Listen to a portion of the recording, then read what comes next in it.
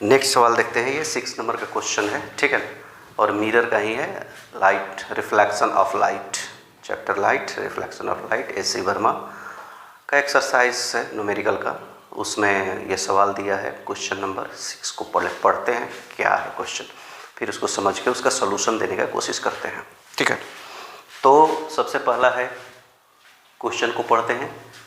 First क्या दिया है question? N object is place at the distance of 12 centimetre from concave mirror, the image is formed is real and 4 times larger than the object.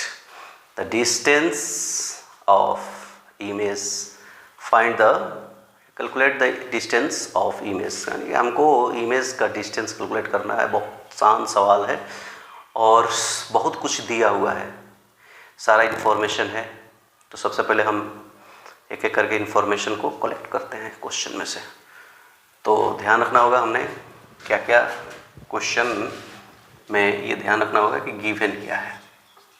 तो हमारे पास given जो है question में सबसे पहले है ऑब्जेक्ट। सबसे पहले मिरर का बात कर लेते हैं। तो मिरर जो है वो हमारा कॉनकेव मिरर है, कॉनकेव मिरर। क्या है हमारा? कॉनकेव मिरर है। उसके बाद हमारे पास ऑब्जेक्ट डिस्टेंस है। क्या है? ऑब्जेक्ट डिस्टेंस है। डिस्टेंस कितना है? 12 सेंटीमीटर। अब ये तो क्लियर हो गया ना कि इसका कार्टेशियन साइन क्या होने वाला है। इसको हम डायरेक्ट नेगेटिव लिखेंगे, माइनस, ठीक है। इसके बाद दिया है कि इमेज जो फॉर्मेशन हो रहा है वो रियल हो रहा है। क्या हो रहा है? इमेज फॉर्मेशन रियल हो रहा है और 4 times लार्जर हो रहा है, यानी कि मैग्निफिकेशन दिया हुआ है। मैग्निफिकेशन क्या दिया हुआ है? मैग्निफिकेशन। मैग्निफिकेशन कितना दिया है? तो सबसे पहले 4 times, तो 4 हो गया, और रियल बन रहा है तो माइनस हो गया। बात ही समझ में? मैग्निफिकेशन मतलब m, ठीक है ना, m इक्वल टू, और ऑब्जेक्ट डिस्टेंस को यहाँ पे हम लिख देते हैं u इक्वल टू। ये हमारे पास इंफॉर्मेशन है और हमको भी निकालना है ऑब्जेक्ट डिस्टेंस, ऑब्जेक्ट नहीं, सॉरी, इमेज डिस्टेंस, ठीक है ना, इमेज डिस्टेंस भी इक्वल टू व्हाट। बस इतना ही सवाल है। 2 इन्फॉर्मेशन है, तीसरा हमको फाइंड आउट करना है, ठीक है ना। तो इन्फॉर्मेशन हमने देख लिया है, अब हमको निकालना हुआ है। तो बोल रहे हैं कि इसको किस फार्मूला से हम यूज करेंगे? तो मिरर फार्मूला से यूज करके बनाएंगे? नहीं, एम का फार्मूला से यूज करेंगे। मैग्निफिकेशन का फार्मूला है हमारे पास m equal to minus b upon u, और हमको यही फाइंड आउट करना है ना, b, ये फाइंड आउट करना है। तो हमको एक्सेस जाने की क्या ज़रूरत है? तो लिखेंगे कि magnification m equal to minus b upon u, ठीक है ना। अब देखो न्यूमेरिकल बनाते समय कभी कभी ऐसा बहुत लोग सजेस्ट करते हैं कि ये यू को लिख देना, जैसे यहाँ पे लिखेंगे मैग्निफिकेशन लिख दिया, magnification m equal to minus b upon u, where b is distance, image distance and u is object distance. ऐसे तो सबको पता रहता ही है, ठीक है, ऐसे लिखने की जरूरत नहीं है। फिर भी अगर लिखोगे तो ज़्यादा बेटर होगा। हम इसका वैल्यू पुट करते हैं। तो मैग्निफिकेशन का कितना है? -4, और ये कितना है? माइनस भी, और नीचे में कितना है? -12 सेंटीमीटर, ठीक है ना। अब देखो ये 4 है, u नहीं है, 4 है। अब बोल रहे हैं कि क्रॉस मल्टीप्लिकेशन कर देते हैं, पहले यहाँ से कटा देते हैं माइनस माइनस, तो फिर लिखते हैं एक स्टेप में -4 इक्वल टू भी अपॉन 12 सेंटीमीटर, ठीक है ना। अब क्रॉस मल्टीप्लिकेशन करते हैं, दिस सिंप्लाइज दैट भी कितना हो जाएगा? -4 इंटू 12 सेंटीमीटर, तो भी इक्वल टू हो जाएगा -48 सेंटीमीटर, ठीक है। तो हम आपको पूछा क्या गया था? इमेज डिस्टेंस, ठीक है ना। तो लिखेंगे द डिस्टेंस, आंसर लिखेंगे ऐसे, the distance of image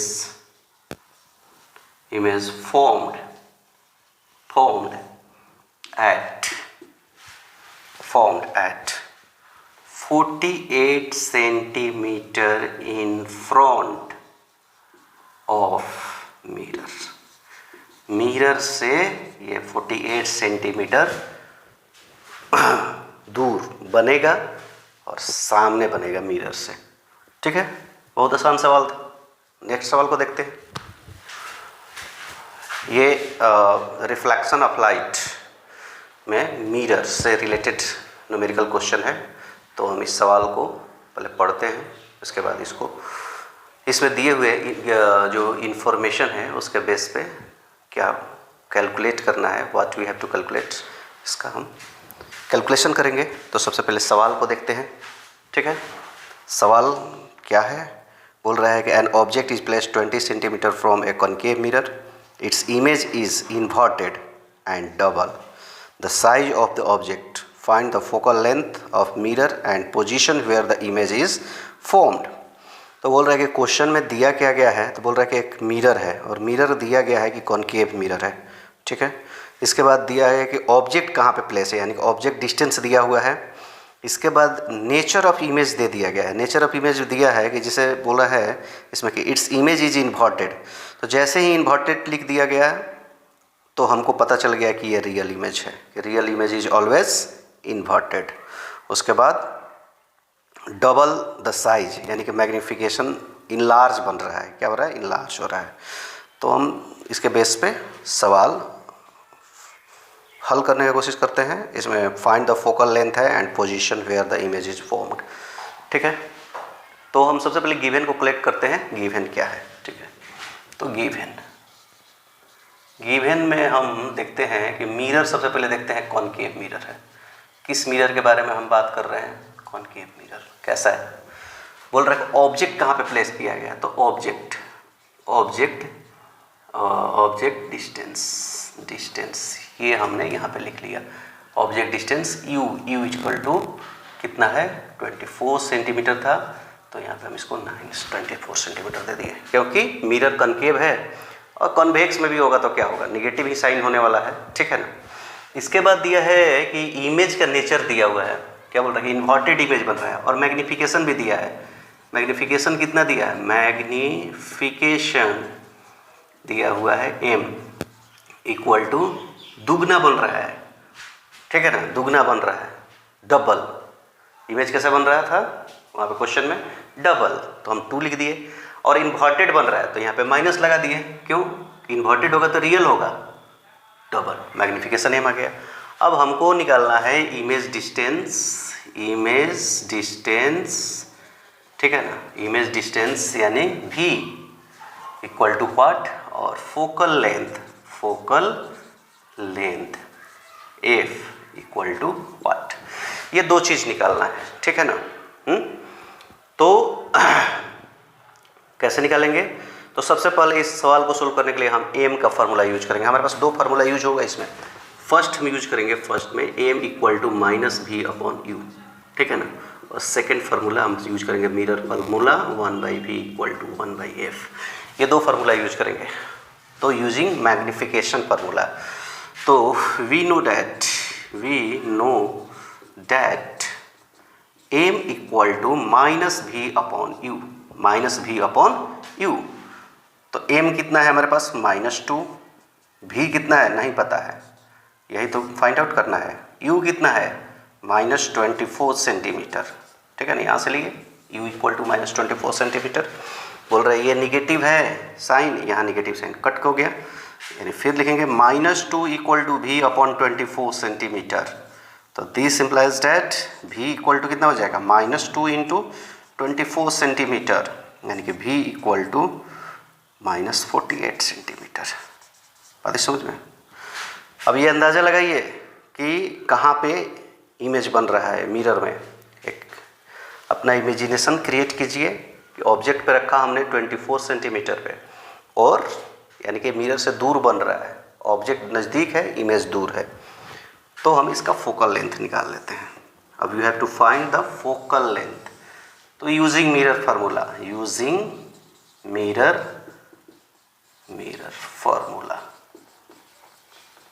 mirror formula use करते हैं हम।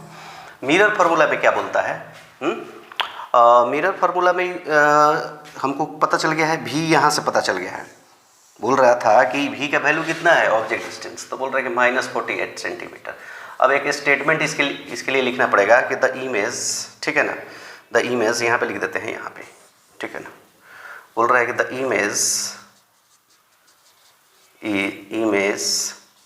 Is formed at 48 centimetre in front of mirror। ठीक है ना, ये हमारा बस ये स्टेटमेंट लिखना पड़ेगा, खाली भी का वैल्यू निकाल कर छोड़ देने से नहीं होगा, एक स्टेटमेंट डाल दीजिएगा और अच्छा हो जाएगा। Using mirror formula, using mirror formula करने के बाद क्या हो जाएगा, तो हमको एफ निकालना है, we have to find the value of f. तो हम लिखते हैं 1/u plus 1/v equal to 1/f। u का वैल्यू कितना है 1/-24 सेंटीमीटर प्लस v का वैल्यू कितना है -48 सेंटीमीटर और f। ठीक है, u का वैल्यू कहाँ से पुट किए, यहाँ से, v का वैल्यू कहाँ से पुट किए, यहाँ से। ठीक है, ठीक है। अब बोल रहा है कि इसको हम कैसे लिखेंगे, फिर लिखेंगे इसको ऐसे -1/24 सेंटीमीटर और ये प्लस माइनस यहाँ पे -1/48 सेंटीमीटर। बोल रहे हैं LCM सीधा सीधा 48 है। ठीक है ना, अब यहाँ पे आ जाएगा -2 और माइनस क्या हो जाएगा 1। ठीक है, equal to 1/f equal to 1/f। ठीक है ना, अब ये हो जाएगा -3/48 centimetre equal to 1/f। This implies that f equal to कितना हो जाएगा 48 सेंटीमीटर अपॉन 3 और निगेटिव साइन निगेटिव ही रहेगा तो ये हो जाएगा 16।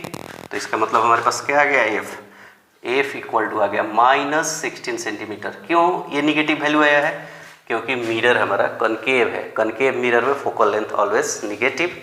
तो फोकल लेंथ इज लिखेंगे focal length of mirror is 16 centimetre. अब ये तो आगे पीछे कहीं नहीं होता है, इसका एक ही फोकल लेंथ होता है मिरर का। तो ये हमारा सोल्यूशन है। नेक्स्ट क्वेश्चन की तरफ आगे बढ़ते हैं।